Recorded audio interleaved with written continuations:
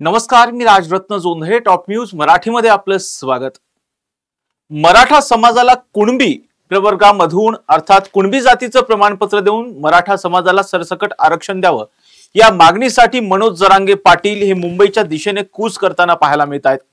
आज किल्ले शिवनेरीवरती जे की छत्रपती शिवाजी महाराज यांचं जन्मस्थळ आहे त्या ठिकाणची माती जी आहे माथी लावून मनोज जरांगे पाटील आज मुंबईच्या दिशेने कूच करताना पाहायला मिळत आहेत. ठिकठिकाणी त्यांचं मुंबईला जात असताना स्वागत झालेलं आहे आणि उद्यापासून आझाद मैदानावरती मनोज जरांगे पाटील यांच्यासह असंख्य मराठा बांधव हे आंदोलन करणार आहेत आणि त्याच अनुषंगाने आज दिवसभरामध्ये काय काय घडलं हे आपण जाणून घेणार आहोत. आणि या लाईव्ह मध्ये माझ्यासोबत आहे माझा सहकारी संकेत देशपांडे. संकेत, आपण बघतोय की मराठा आरक्षणासाठी मनोज जरांगे पाटील आज किल्ले शिवनेरीवरती छत्रपती शिवाजी महाराज यांचं जन्मस्थळ आहे त्या ठिकाणची माती स्वतःच्या माथी लावून मनोज जरांगे पाटील मुंबईच्या दिशेने कूच करताना पाहायला मिळत आहेत. आज दिवसभरामध्ये काय घडलेलं आहे, अनेक ठिकाणी मनोज जरांगे पाटील यांच्यासह अनेक कार्यकर्त्यांचं जंगी स्वागत सुद्धा करण्यात आलंय.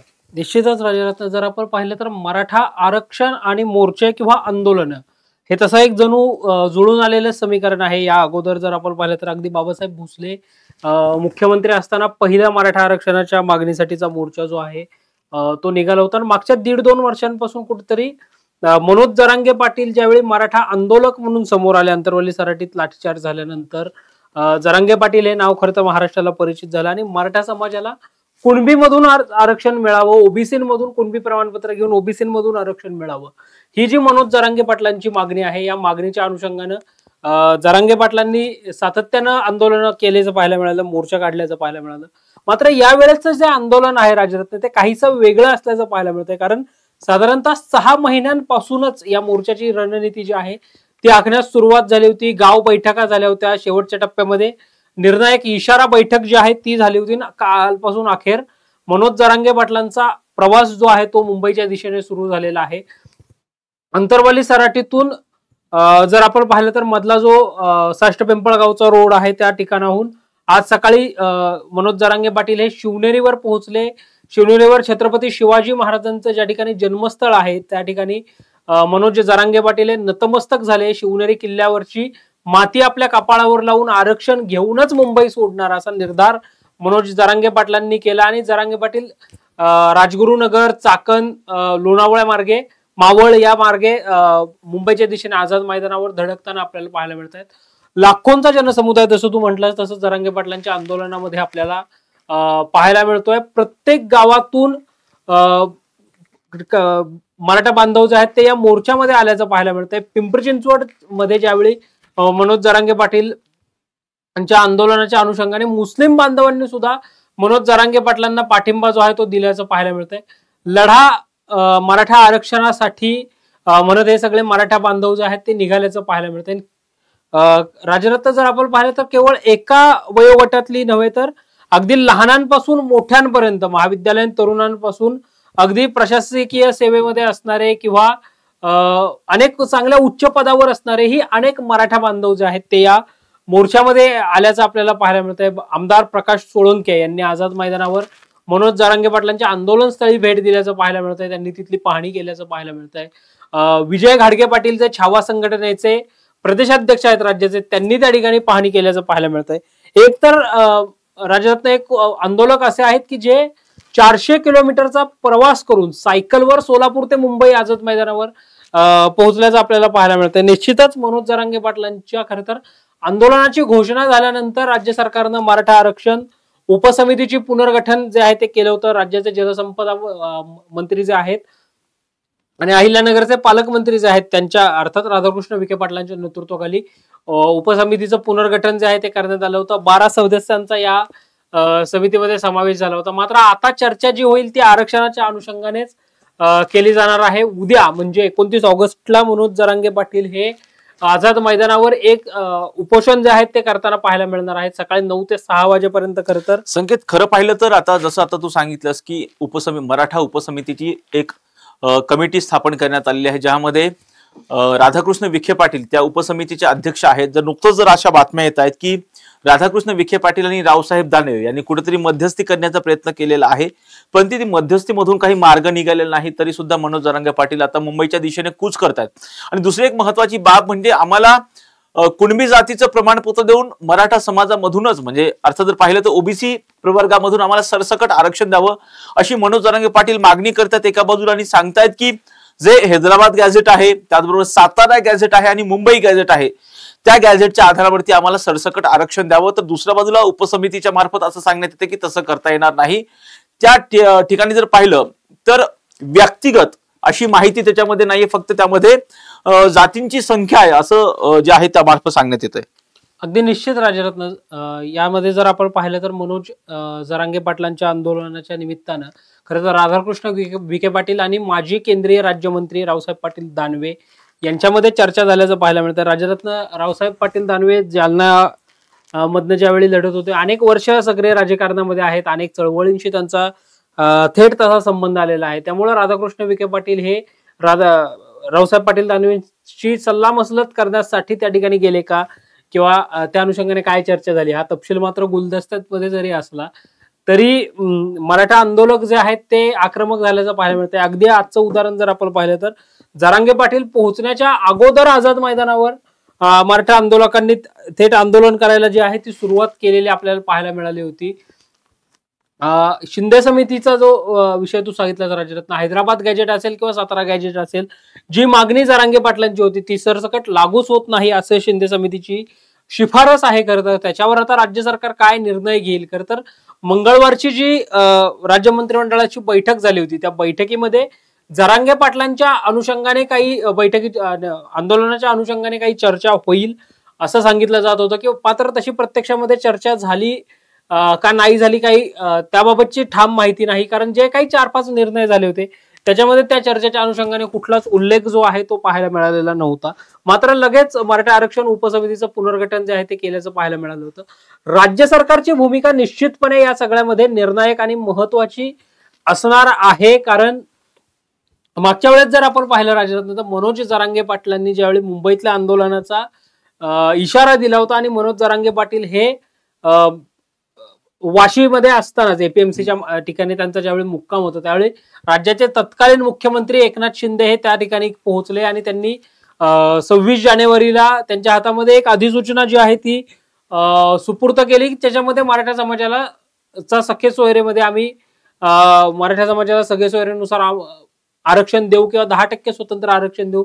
त्यासाठीच जर आपण पाहिलं तर एक विशेष अधिवेशन सुद्धा राज्य सरकारने घेतलं होतं. मात्र त्यातून कुठलाच ठोस तोडगा न निघाल्यामुळे आता जरांगे पाटील हे मुंबईच्या दिशेने मार्गस्थ झालेले आहेत. काही वेळात जरांगे पाटील त्या ठिकाणी पोहोचतीलही आणि हा निर्णायक अशा टप्प्यावर आलेला लढा आहे. त्यामुळे राज्य सरकारची भूमिका निश्चितच यामध्ये महत्वाची असणार आहे. उदय सामंत असं म्हणतायत की आम्ही चर्चेसाठी तयार आहोत, जरांगे पाटलांनी पुढाकार घ्यावा. एका बाजूला जर पाहिलं संकेत मुंबई अर्थात आझाद मैदान पोलिसांकडून जी आहे ती परवानगी देण्यात आलेली आहे आंदोलनाला, परंतु त्यासाठी काही अटी सुद्धा ठेवण्यात आलेल्या आहेत. जसं तू आता थोड्या वेळापूर्वी सांगितलंस की 9 ते 6 पर्यंतच आंदोलन करण्यात येणार आहे. मोजक्याच गाड्यांना परवानगी देण्यात आलेली आहे आणि मोजक्याच लोकांना एक विशिष्ट असं म्हणजे जागा म्हणण्यापेक्षा एक क्षेत्र देण्यात आलेलं आहे. तेवढ्याच भागांमध्ये मराठा आंदोलकांना आंदोलन करता येईल अशी परिस्थिती एकंदरीत ह्या अशा ज्या अटी आहेत त्या अर्थात आझाद मैदान पोलिसांकडून देण्यात आलेल्या आहेत. खरं तर पाहतोय की मोठ्या संख्येने महाराष्ट्रभरातून मराठा बांधव मुंबईच्या दिशेने कूच करताना पाहायला मिळत आहेत. आणि दुसऱ्या बाजूला एक महत्वाची गोष्ट म्हणजे नवी मुंबई महापालिकेमध्ये सुद्धा मराठा बांधवांनी जात मोठ्या प्रमाणामध्ये घोषणाबाजी सुद्धा केल्याचं पाहायला मिळते. एका बाजूला जर पाहिलं संकेत आता गणेश उत्सवाचे दिवस आहेत, आज गणेश उत्सवाचा दुसरा दिवस आहे, उद्या तिसरा दिवस आहे. अशा वेळी महाराष्ट्राची अर्थात देशाची आर्थिक राजधानी असणाऱ्या मुंबईमध्ये असं मोठ्या प्रमाणामध्ये आंदोलन होतंय.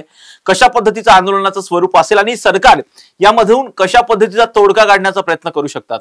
अगदी निश्चित राजरत्न, खरं तर काल ज्यावेळी मनोज जरांगे पाटील निघाले या अगोदर उच्च न्यायालयाकडून मनोज जरांगे पाटलांना परवानगी जी आहे ती नाकारली गेली असं काहीच बोललं गेलं. त्यानंतर जर आपण पाहिलं तर खारघर आणि नवी मुंबईतल्या जागांचा पर्याय जो आहे तो जरांगे पाटलांना देण्यात आला होता. मात्र जरांगे पाटील हे ठाम राहिले आझाद मैदानासाठी आणि जरांगे पाटील आज उपोषण देखील त्या ठिकाणी करणार आहेत. त्यांनी तशी माहिती देखील दिलेली आहे. मात्र एकंदरीतच जर आपण पाहिलं तर 9 ते 6 पर्यंतची अट जी आहे ती प्रमुख पहिली उद्या एक दिवसीय आंदोलनासाठी जरी सरकारने परवानगी दिलेली असली तरी 9 ते 6 या वेळेमध्येच आंदोलन करायचं आहे. 5000 जण जे आहेत त्यांनाच त्या ठिकाणी आंदोलन करायला परवानगी दिलेली आहे. मात्र राजरत्न जर आपण पाहिलं तर आणखीन एक याच्यामधली ज्ञानबाची मेघ जी आपण म्हणतो ती अशी आहे की 5,000ची जी परवानगी दिलेली आहे ती केवळ मनोज जरांगे पाटलांच्या आंदोलनासाठी दिलेली नाही, तर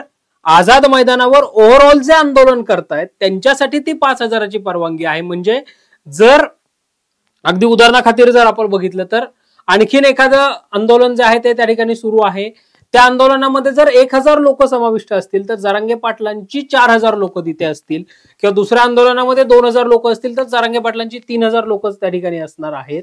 असे सगळी ही परवानगी जी आहे ती देण्यात आलेली आहे. आणि प्रामुख्याने जर आपण काही अटी शर्ती पाहिल्या तर त्याच्यामध्ये कायदा सुव्यवस्थेची कुठलीही स्थिती निर्माण होणार नाही यासाठी प्रामुख्याने लक्ष जे आहे ते जरांगे पाटलांना द्या असं देखील. विशेष म्हणजे जरांगे पाटलांनी तसं पोलिसांना हमीपत्र सुद्धा दिलेलं आहे. अगदी निश्चित राजरत्न, आझाद मैदान पोलीस ठाण्यानं खरं तर हे परिपत्रक जे आहे ते काढलं होतं, किंवा आझाद मैदान पोलिसांमध्येच पोलिसांनीच त्याबाबतची सूचना जी आहे ती दिली होती. अगदी आपण आपल्याकडे ते संपूर्ण परिपत्रक आहे राजरत्न जे राज्य सरकारने काढलेलं आहे. अगदी त्यातल्या काही मोजक्या ज्या अटी आहेत त्या आपण आपल्या प्रेक्षकांना वाचून दाखवूयात. खरं तर हे जे परिपत्रक आहे महाराष्ट्र शासन पोलीस विभाग वरिष्ठ पोलीस निरीक्षक यांचे कार्यालय आझाद मैदान मुंबई ठाणे यांच्या माध्यमातून जे आहे ते काढण्यात आलेलं आहे. आपला जो महाराष्ट्र पोलिसांचा लोगो आहे, सदरक्षण खरेदी ग्रहण आणि महाराष्ट्र शासनाचा लोगो त्याच्यामध्ये आहे. आज हे परिपत्रक जे आहे ते काढण्यात आलंय. त्याच्यामध्ये असं म्हटलंय, प्रति आमरण उपोषण अंतरवाली सराटी तालुका अंबड जिल्हा जालना, आणि मग काही मसुदा जो आहे तो त्याच्यामध्ये दिलेला आहे. ज्या अर्थी आपण दिनांक 19/8/2025 रोजी सकाळी 10 ते 10 वाजता आझाद मैदान येथे मराठा समाजाच्या आरक्षणासह विविध मागण्यांची राज्य सरकारनं तात्काळ अंमलबजावणी करावी म्हणून आंदोलन किंवा आमरण उपोषण करणार आहात, त्यासाठीचं परवानगीसाठी मिळालेलं दिनांक 26/8/2025 रोजीची पत्राद्वारे विनंती केली आहे. महाराष्ट्र शासन राजपत्र असाधारण भाग 4 क वर्ष 11 अंक 30 मंगळवार ऑगस्ट 26, 2025 भाद्रपद 4 शके 1947 असाधारण क्रमांक 45 प्राधिकृत प्रकाशन अन्वये सभा आंदोलन व मिरवणुका अप्पर पोलीस आयुक्त दक्षिण विभाग मुंबई यांच्या अधिकार क्षेत्रात नियम 2025 नुसार आंदोलकांना सार्वजनिक सभा संमेलन मोर्चे आंदोलन निदर्शन धरणे मेळावे मिरवणुका इत्यादींसाठी आझाद मैदान राखीव भाग निश्चित करण्यात आला आहे. नमूद नियमावलीमध्ये आझाद मैदान या ठिकाणची निश्चिती रहिवाशांना रहदारीच्या कमीत कमी अडथळा होण्याचे व विनियमित केलेल्या रीतीने निदर्शकांसाठी पुरेशी जागा उपलब्ध करून देण्याचे तत्व विचारात घेऊन करण्यात आले आहे असं प्रामुख्याने यामध्ये म्हटलेलं आहे. याच्यामधला नियम क्रमांक 1 असा सांगितलाय, नियम 4.6 नमूद आंदोलनात एका वेळी फक्त एका दिवसासाठी परवानगी देण्यात येईल. शनिवार रविवार व अशासकीय किंवा सार्वजनिक सुट्ट्यांच्या दिवशी परवानगी दिली जाणार नाही. त्याच्यामधली नियम म्हणजे दुसरी अट अशी ठेवण्यात आलेली आहे, नियम क्रमांक 5 नुसार ठराविक वाहनांना परवानगी देण्यात आलेली असून वाहनतळांसाठी वाहतूक पोलिसांशी विचार विनिमय करून परवानगी देण्यात येईल. आपली तसेच वाहनं मुंबईत प्रवेश केल्यानंतर ईटर्न फ्रीवे द्वारे रस्त्याने वाडीबंदर जंक्शन येथे येतील. तेथून मराठा आंदोलकांसोबत फक्त 5 वाहनं आझाद मैदान येथे जातील व इतर सर्व वाहनही वाडीबंदर पोलिसांनी निर्देशित केलेल्या शिवडी ए शेड कॉटन ग्रीन परिसरामध्ये थेट नियोजित जाहिराती करण्यात येतील. याच्यामध्ये जर आपण पाहिलं राजरत्न तर ही फार महत्वाची किंवा मोठी अट आपल्याला पाहायला मिळते की नियम क्रमांक 8 मध्ये नमूद केल्याप्रमाणे परवानगी घेतल्याशिवाय ध्वनिक्षेपक सार्वजनिक प्रचार यंत्रणा किंवा गोंगाट करणारी उपकरणं वापरण्यात येणार नाहीत. आणि पुढची महत्वाची अट याच्यामधली अशी सांगितली आहे जी फार महत्वाची या सगळ्या अटींमध्ये असल्याचं आपल्याला पाहायला मिळतं की नियम क्रमांक 4 ग मध्ये आम्हास दिलेल्या अधिकार अन्वये आपणास सूचित करण्यात येते की आपल्या आंदोलनाच्या कालावधी दरम्यान सार्वजनिक गणेशोत्सव हा सण मोठ्या प्रमाणात साजरा होत असल्याने त्यानुसार गणेश विसर्जना दरम्यान रहदारीस कोणताही अडथळा किंवा नागरिकांना कुठल्याही प्रकारचा त्रास होणार नाही किंवा धार्मिक भावना दुखावणार नाहीत या प्रकारचे आपणाकडून किंवा आपले आंदोलकांकडून कोणतेही कृत्य होणार नाही। तसेच आंदोलनात लहान मुले, गरोदर स्त्रिया व वृद्ध व्यक्तींना सहभागी केले जाणार नाही याची दक्षता घ्यावी, अशा साधारणतः अटी आहेत। श्रीकांत आताटे, वरिष्ठ पोलीस निरीक्षक, आझाद मैदान, मुंबई, ठाणे यांच्या सही शिक्क्यानिशी हे परिपत्रक जे आहे ते काढण्यात आले। जसं आता सांगितलं संकेत की आझाद मैदान पोलीस स्टेशनच्या वतीने हे परिपत्रक जे आहे ते काढण्यात आलेलं आहे। या अटींचं पालन करण्याचं हमीपत्र सुद्धा मनोज जरांगे पाटील यांनी पोलिसांना दिलेलं आहे। उद्या मनोज जरांगे पाटील त्या ठिकाणी आंदोलन करणार आहेत, परंतु संकेतनी जी पहिली अट सांगितलेली आहे त्यानुसार जर पाहिलं शासकीय सुट्टींच्या दिवशी आझाद मैदानावरती आंदोलन करता येणार नाही। उद्या शुक्रवार आहे, शुक्रवारी मनोज जरांगे पाटील हे आंदोलन करतायत, परंतु शनिवारी आणि रविवारी आंदोलनासाठी परवानगी नाही। अशा वेळेस हे आंदोलन कशा पद्धतीने पुढे जातं ते पाहणं महत्त्वाचं असणार आहे। परंतु संपूर्ण राज्याला उत्सुकता आहे उद्या मराठा आरक्षणासाठीचं आंदोलन कशा पद्धतीने होणार आणि कशा पद्धतीनं या आंदोलनाचं पुढचं स्वरूप असणार याचे प्रत्येक अपडेट आम्ही टॉप न्यूज मराठीच्या माध्यमातून आपल्यापर्यंत पोहोचवणारच आहोत। यासाठीच पाहत राहा टॉप न्यूज मराठी, आपला महाराष्ट्र, आपली बातमी।